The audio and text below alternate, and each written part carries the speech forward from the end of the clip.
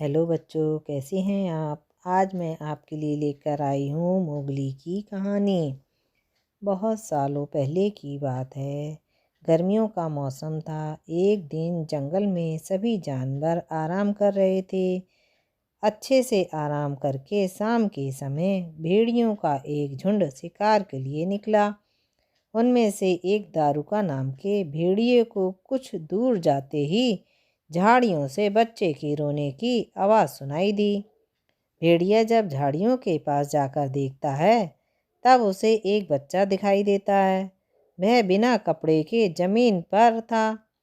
बच्चे को देखकर भेड़िया चौंक गया और उसे अपने साथ अपनी बस्ती में ले गया। इस तरह इंसान का बच्चा भेड़ियों के बीच में आ जाता है। बच्चे को भेड़ियों के बीच देखकर उस जंगल में रहने वाले शेर खान को गुस्सा आ जाता है, क्योंकि वही उस बच्चे को इंसान की बस्ती से उठाकर खाने के लिए लाया था। भेड़िया अपने परिवार की ही तरह इंसान के उस बच्चे को पालता है। उसके परिवार में कुछ छोटे भेड़िए और उसकी माँ रक्षा थी। रक्षा ने उस बच्चे को मोगली नाम दिया। मोगली को एक परिवार मिल गया और वह भेड़ियों को अपना भाई बहन समझकर उनके साथ रहने लगा। दारुका ने भी अपनी पत्नी रक्षा को बता दिया कि इस बच्चे को शेर खान की नज़रों से बचा कर रखना, क्योंकि वो बच्चों को खाना चाहता है। रक्षा इस बात का पूरा ख्याल रखती थी। वो अपने बच्चों और मोगली को कभी भी अपनी नज़रों से दूर जाने नहीं देती थी। एक तरफ कुछ समय बीतने के बाद जंगल में रहने वाले सभी जानवर मोगली के बहुत अच्छे दोस्त बन गए। दूसरी तरफ शेर खान दूर से ही मोगली पर नज़र गड़ाए रखता था। वह मोगली का शिकार करने के लिए उचित समय का इंतजार कर रहा था। भेड़ियों के झुंड का एक बुद्धिमान भेड़िया कह रहा था, उस दल में बल्लू नाम का भालू और बघीरा नामक एक पैंथर भी था। सभी एक जगह इकट्ठे होकर मोगली को लेकर बातें करने लगे। उनका कहना था कि हम मोगली को भेड़ियों की तरह ही पालना होगा। इस पर झुंड का सरदार अपने साथी बघीरा और बल्लू को बोलता है कि तुम दोनों मोगली को जंगल के नियम कानून सिखाओगे, साथ ही मोगली की रक्षा भी करोगे। इस तरह मोगली को जंगल में रहते रहते एक साल बीत जाता है। मोगली धीरे धीरे करके बड़ा होने लगा और उसके बड़े होने तक बल्लू और बगीरा मोगली को सारे नियम कानून के साथ ही खुद की रक्षा करने का तरीका भी सिखा देते हैं। मोगली बड़े होने तक कई जानवरों की भाषा सीख जाता है। साथ ही वह आसानी से पेड़ों पर चढ़ना, नदी में तैरना व शिकार करना भी सीख गया। बघीरा ने मोगली को इंसानों द्वारा बिछाए फंदे और जाल से दूर रहने का, जाल में फंसने के बाद उससे बाहर निकलने का तरीका भी सिखाया। एक दिन समूह में रहने वाला एक भेड़िए का छोटा सा बच्चा शिकारियों के बिछाए जाल में फंस जाता है। उस फंसे हुए भेड़िए को शेर खान खाना चाहता था। तभी शेर खान से पहले मोगली वहां पहुंचकर नन्हे भेड़िए को बचा लेता है। शेर खान को यह सब देखकर बहुत गुस्सा आ जाता है।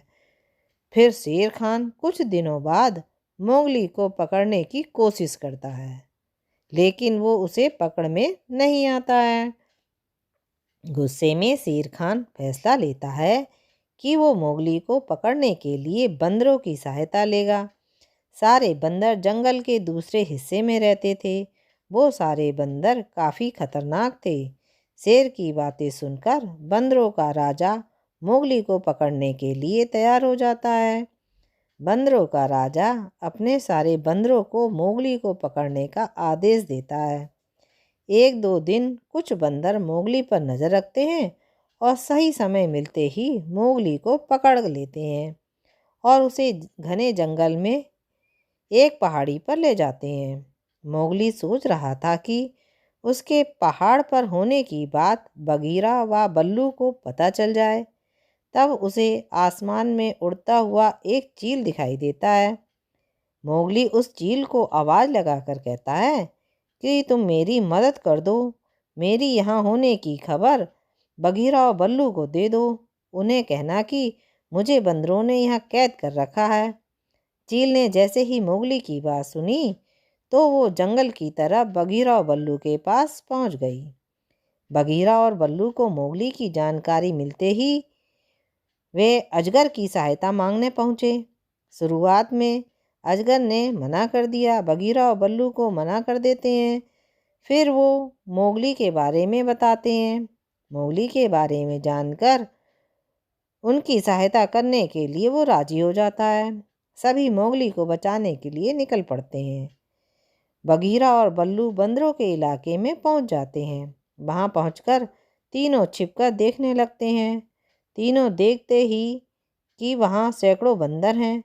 फिर थोड़ी देर के बाद कहते हैं कि अब मोगली को बचाने का समय आ गया है, चलो उसे बचा कर ले आते हैं।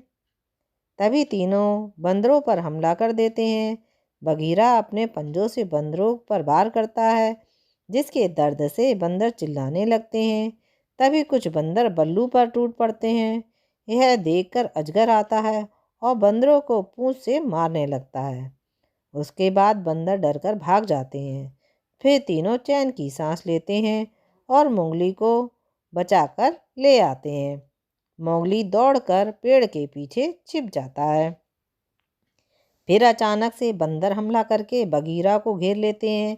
बगीरा को घेरने के बाद बंदर मोगली को फिर से पकड़ लेते हैं। मोगली देखता है कि बगीरा घिरा हुआ है। तभी उसे याद आता है कि बंदरों को पानी से डर लगता है। वो बगीरा को चिल्लाकर बोलता है कि पानी में कूद जाओ, बंदरों को पानी से डर लगता है। बगीरा ये सुनते ही तुरंत पानी में जाता है और कूद जाता है और बंदरों के चंगुल से बाहर निकल जाता है। कुछ समय बाद मोगली बंदरों की कैद से भाग जाता है और फिर वह इंसानी बस्ती में पहुंच जाता है। उस बस्ती में पहुंचने के बाद उसे एक औरत मिलती है। उस औरत का नाम मेसुआ था, जिसका बच्चा सालों पहले एक शेर उठाकर ले गया था। मोगली उसी औरत के साथ गांव में रहने लगता है। गांव वाले भी मोगली को रहने देते हैं और उसे जानवरों की देखभाल की जिम्मेवारी देते हैं। कुछ दिनों बाद मोगली का भेड़िया भाई उस गांव में आता है। देखते ही भेड़िया सीधे मोगली के पास जाकर उसे बताता है कि शेर खान उसे मारने की तैयारी कर रहा है। मोगली जान गया था कि शेर खान उसे इतनी आसानी से नहीं छोड़ने वाला है, इसलिए मोगली ने उसे खत्म करने का एक प्लान बनाया और उसने मोगली ने अपने भेड़िया भाई की सहायता ली। उसने भेड़िया से कहा कि तुम शेर खान को एक घाटी पर ले आओ। शेर खान की घाटी पर पहुंचने के बाद मोगली ने दोनों तरफ से भैंसों का झुंड छोड़ दिया और खुद भी एक भैंस पर बैठ गया। शेर खान भैंसों के झुंड के पैरों के नीचे आ जाता है। तभी शेर खान की मौत हो जाती है। फिर मोगली बेखौफ होकर गांव वालों के साथ रहने लगा। कुछ समय बीतने के बाद गांव के कुछ लोगों ने मोगली पर जादू करने का आरोप लगाया और उसे गांव से बाहर निकाल दिया। तब तक मोगली बड़ा हो गया था। वहां से निकलकर वो सीधा जंगल गया।